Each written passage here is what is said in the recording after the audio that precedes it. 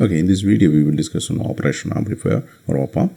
It is an integrated circuit that functions as a high gain voltage amplifier with a differential input and a single output. The name comes from its original use of analog computers, where it performs mathematical operations. By connecting the external components like resistors and capacitors, an operational amplifier can be configured to perform a wide variety of functions.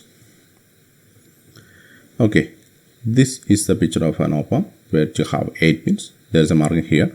Okay, and these are the pin. First one is offset null, inverting input. Third one is in non-inverting input, and V minus, offset null, output, V plus, and not connected. Okay, this is a symbolic diagram where two inputs are there and we have to take the output. Normally what we do is we will connect some of these external resistors and capacitor across this here. So this is a feedback, and we can take the output from here. Okay. So if you look at detail in pin diagrams, so the pin 1 is offset null, where it is used to adjusting the input offset voltage to 0. Actually what we do is it's a differential amplifier. The difference between these two inputs are amplified, or we can do some operations. Okay, so ideally we have to make it this difference as 0. Okay, so from the starting, then that pin can be used for inverting input. The signal input signal applied to here with the will be inverted. So whatever applied to here will be taken 180 out of phase in the output. Okay, non-inverting output, the input signal applies here will be phase. This should be in phase with the output. So negative supply.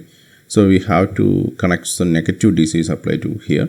This is minus VCC or minus V, etc. Okay, this is another pin for pin 5 is offset null. The second pin for adjusting the input offset voltage, and the pin 6, which is output. So we are measuring the output from the 6th pin, and pin 7 is a positive supply. This is V minus, this is V plus. Okay, the 8th pin is not actually connected. Okay, the characteristics of an ideal op-amp, we will look at it.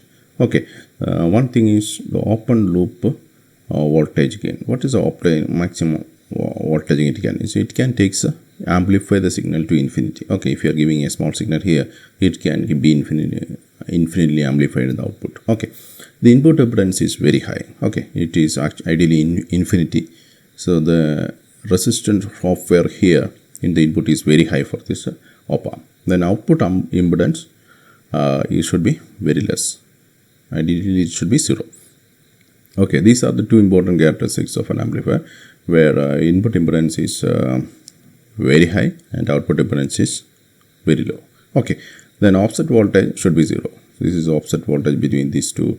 If we are adjusting both voltages are equal, okay, that offset voltage should be 0. Then bandwidth, so bandwidth is infinity. Okay, then CMR, or common mode rejection ratio, it should be infinity. The slew rate means how fast the output changes with the input. It should be infinity.